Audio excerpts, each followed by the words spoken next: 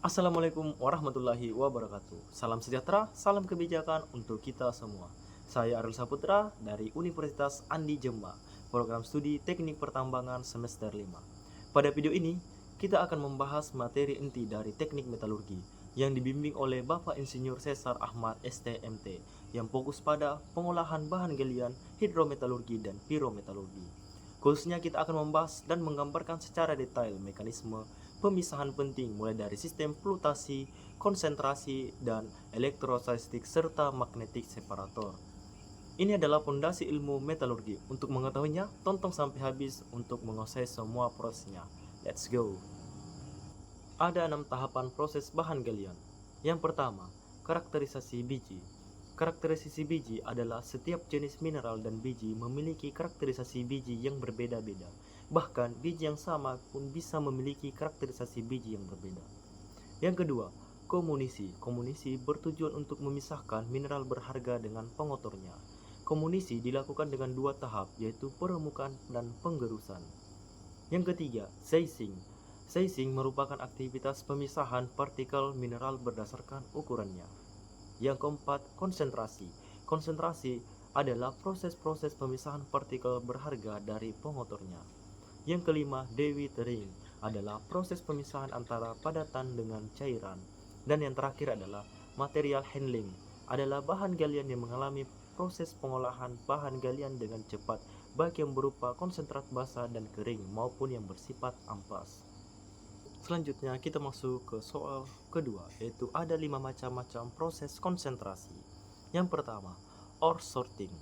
Ore sorting adalah proses di mana partikel biji dipisahkan dari material yang tidak diinginkan berdasarkan beberapa sifat fisik. Yang kedua, gravitasi. Gravitasi adalah pemisahan mineral berdasarkan berat jenisnya dalam suatu medium fluida dengan menggunakan perbedaan percepatan pengendapan. Yang ketiga, dense medium separator adalah untuk memisahkan mineral dengan berat jenis yang berbeda. Yang keempat, magnetic separator adalah proses konsentrasi yang memanfaatkan perbedaan sifat kemagnetan yang dimiliki oleh bahan mineral. Dan yang kelima adalah flotasi, adalah untuk memisahkan mineral berharga dan pengotor dengan cara mengapungkan salah satu mineral ke permukaannya. Selanjutnya, 4 macam proses konsentrasi gravitasi. Yang pertama, Slough box memiliki prinsip kerja dengan memisahkan mineral berharga dari pengotornya berdasarkan berat jenis mineral tersebut. Yang kedua, ada jig atau jigging. Secara umum, pemisahan mineral berharga dari pengotornya di dalam jig dilakukan dalam suatu aliran fluida vertikal. Yang ketiga, shaking table atau meja goyang. Mineral yang masuk akan dialirkan oleh air dan mengalir ke table yang telah dinyalakan.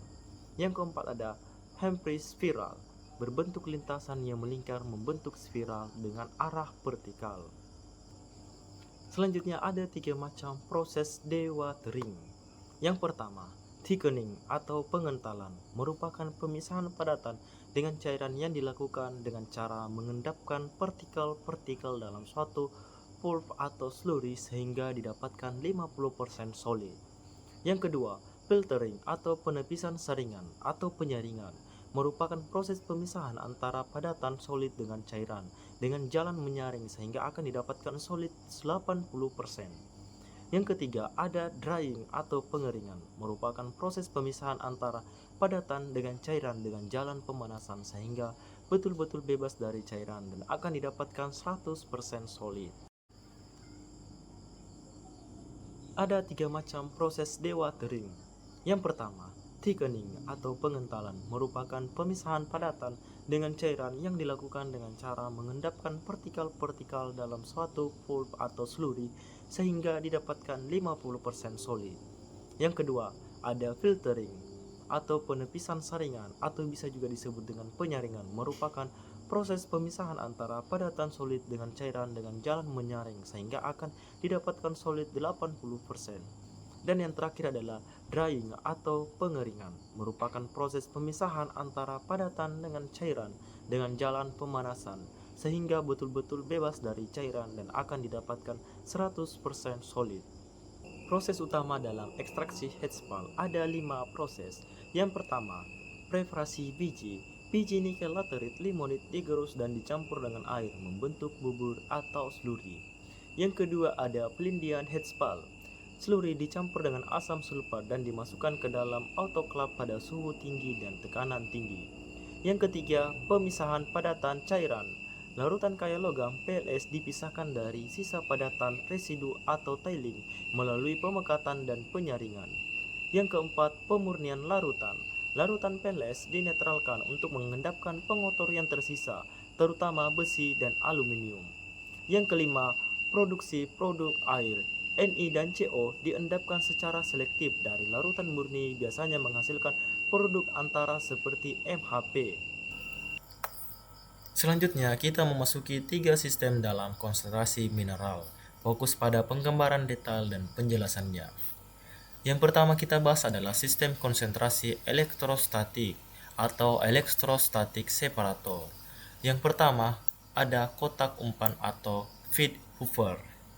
Berfungsi tempat penampungan awal material atau biji akan dipisahkan. Terus yang kedua ada alat umpan getar atau vibratory feeder. Fungsinya untuk mengatur dan memastikan material dari feed hopper dialihkan secara merata dan terkontrol ke bagian pemisah atau roll pemisah. Yang ketiga ada roll pemisah yang diputar atau bisa disebut dengan ground separator roll. Berfungsi sebagai sebuah roll besar yang berputar dan berhubung ke tanah. Material diumpankan ke permukaan roll ini. Roll ini menjadi tempat di mana pemisahan elektrostatik menjadi terjadi. Yang keempat ada elektroda tegangan tinggi atau high voltage elektroda. Berfungsi sebagai sebuah elektroda yang dipisahkan di atas roll dan dialiri dengan tegangan tinggi. Medan listrik kuat yang dihasilkan oleh elektroda inilah yang menyebabkan gaya tarik-menarik atau tolak-menolak yang memisahkan material. Selanjutnya yang kelima yaitu ada hasil pemisahan wadah konsentrat dan tailing. Jadi di sini terbagi atas dua, ada mineral konduktif dan ada mineral non-konduktif. Yang pertama adalah mineral konduktif. Adalah mineral yang bersifat menghantarkan listrik. Partikel ini akan kehilangan muatan dengan cepat setelah menyentuh roll tertanah. Terlempar menjauh roll karena gaya sertipugal atau jatuh lebih awal yang ditampung dalam wadah konsentrat. Yang kedua ada mineral non-konduktif. Adalah mineral yang bersifat isolator, tidak menghantarkan listrik. Partikel ini akan mempertahankan muatan yang didapat di roll dan akan ditarik oleh medan listrik dari elektroda tegangan tinggi 4 sehingga menempel lebih lama pada roll dan jatuh ke wadah tailing atau tailing bin. Selanjutnya, kita memasuki sistem konsentrasi magnetik atau magnetic separator atau juga bisa dijelaskan sebagai pemisah bersatkan sifat magnet. Yang pertama ada kotak umpan atau feed hopper. Kotak umpan atau feed hopper ini berfungsi sebagai tempat penampungan awal biji atau material yang akan diproses. Jadi biji akan masuk melalui kotak umpan ini. Selanjutnya kedua ada alat umpan getar atau vibratory feeder. Berfungsi mengatur aliran material dari feed hopper agar jatuh secara merata dan terkontrol ke permukaan roll pemisah magnetik. Selanjutnya ada roll pemisah magnetik atau magnetic separator drum. Berfungsi sebagai komponen inti dari sistem. Roll ini mengandung magnet kuat, permanen atau elektromagnetik dan berputar. Proses pemisahan ini terjadi di permukaan roll. Selanjutnya yang keempat ada magnetik atau mineral magnetik atau magnetic garnet. Berfungsi sebagai penunjuk jalur umum untuk mineral yang tertarik oleh bidang magnet. Yang kelima, hasil pemisahan. Di sini terbagi atas dua, ada mineral magnet kuat dan ada mineral non-magnet. Yang pertama ada mineral magnet kuat atau strong magnetic field. Berfungsi material yang memiliki sifat magnetik kuat karena tertarik kuat oleh magnet roll. Material ini akan menempel pada roll lebih lama dan jatuh ke jalur dipengaruhi medan magnet menuju wadah konsentrat. Jadi dia menuju ke wadah konsentrat. Sedangkan mineral non-magnet adalah mineral yang tidak memiliki sifat magnet atau sangat lemah. Material ini tidak tertarik oleh magnet sehingga akan jatuh bebas karena gravitasi. Begitu meninggalkan vibratory, feeder menjauhi roll magnet menuju wadah tailing. Jadi mineral yang memiliki sifat magnet yang lemah atau tidak memiliki sifat magnet itu akan jatuh ke wadah tailing. Selanjutnya kita memasuki bagian-bagian utama dalam sistem flotasi. Yang pertama, memasukkan material dan reagen terdiri dari input atau feed. Input atau feed merupakan slurry atau bubur biji yang terdiri dari partikel mineral halus yang bercampur dengan air. Ini adalah material yang akan dipisahkan. Yang kedua ada reagen kimia. Reagen kimia adalah zat-zat kimia yang ditambahkan untuk memodifikasi permukaan partikel dan proses pemisahan yang meliputi kolektor, feeder, dan modifikator. Yang pertama kita bahas adalah kolektor.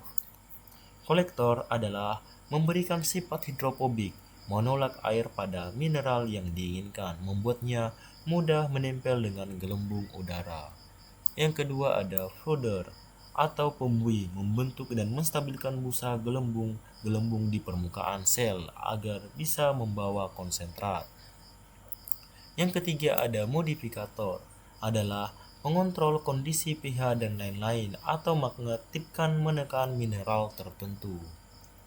Yang ketiga, bagian komponen mekanis terdiri dari yang pertama ada impeller atau agitator. Bagian yang berputar di dasar tangki fungsinya untuk mengaduk slurry secara merata, untuk menjaga partikel tetap tersponsai dan mendispersikan atau menyebarkan udara yang dimasukkan menjadi gelembung-gelembung kecil yang halus. Selanjutnya ada udara air.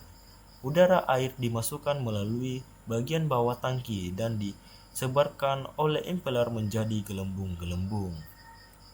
Selanjutnya bagian proses dan hasil terdiri dari yang pertama ada bubble particle attachment, adalah proses inti partikel mineral yang telah dibuat hidrofobik oleh kolektor akan menempel dengan gelembung udara yang naik. Terus selanjutnya ada konsentrat. Konsentrat busa mineral yang membentuk di permukaan tangki. Gelembung-gelembung udara membawa partikel mineral yang diinginkan yang menempel ke atas dan busa ini kemudian dikeluarkan dari tangki sebagai produk kaya mineral. Selanjutnya ada tailing atau residu.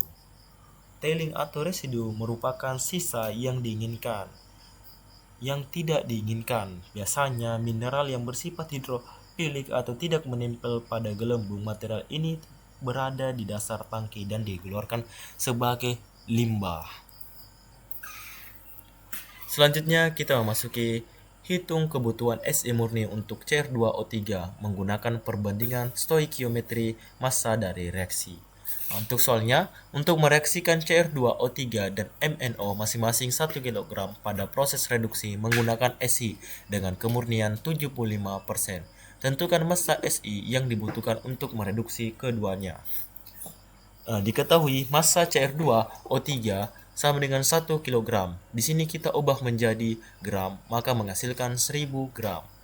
Massa MnO sama dengan 1 kg sama dengan 1000 gram karena kita ubah dari 1 kg menjadi gram. Selanjutnya ada kemurnian Si, itu 75% atau 0,75.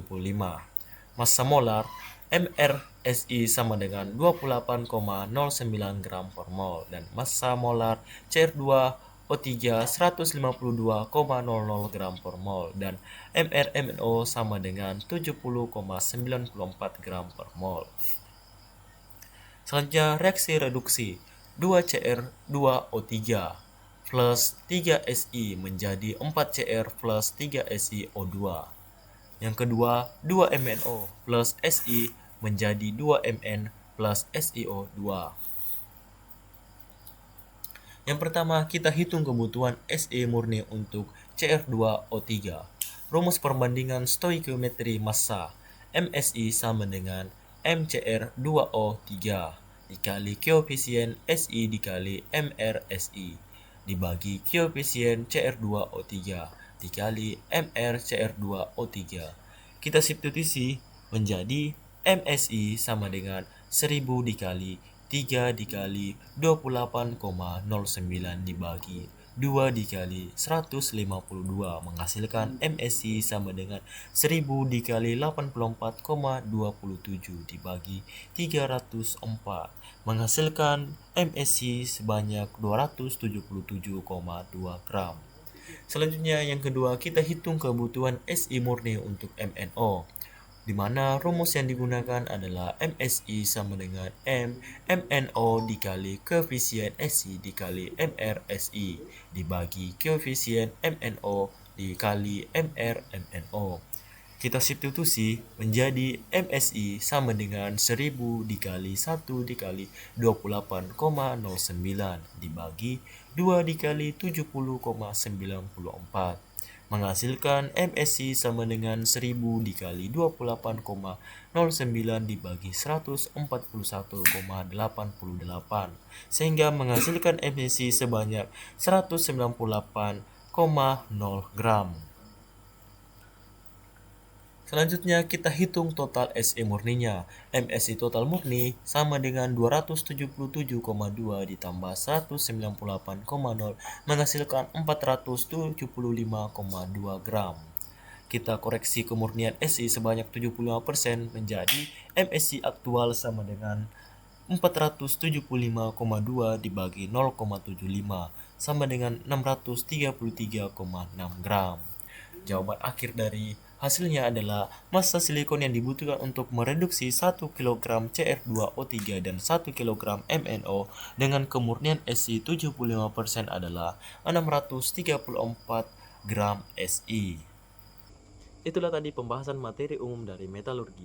Sebagai penutup, dapat disimpulkan bahwa materi pertama sampai materi terakhir dalam mata kuliah metalurgi saling berkaitan dan membentuk satu kesatuan proses, mulai dari pengenalan biji hingga ekstraksi logam. Pemahaman terhadap seluruh materi ini sangat penting sebagai bekal dasar bagi mahasiswa teknik pertambangan dalam memahami proses pengolahan pemurnian mineral. Saya Arul Saputra, mahasiswa teknik pertambangan semester 5, mengucapkan terima kasih atas perhatian rekan-rekan semua, dan saya juga ucapkan terima kasih kepada Bapak Insinyur Cesar Ahmad STMT selaku dosen pengampu mata kuliah Teknik Metalurgi. Wassalamualaikum warahmatullahi wabarakatuh.